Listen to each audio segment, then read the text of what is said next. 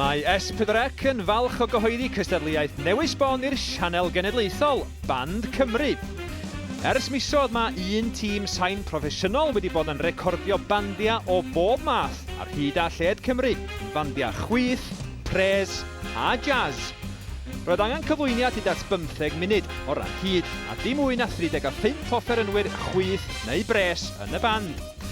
Mwyn sicrhau tegwch llwyr, cafodd y bandiau rhifo a'r disgiau wedyn yn cael eu danfon at 3 beirniad rhyngwladol i'w marcio.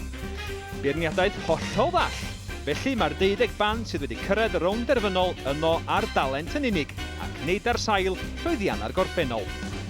100 o fandiau wedi ymgeisio, cynnwys ymhell dros 1000 o offerynwyr. Bydd y rhaglen gyntaf yn cael ei darlledu diwedd Ebrill o Theatr y Parc ar Dar, Treorci, a heno cael ddarganfod a fydd eich band lleol chi yn un o'r 12 disglair.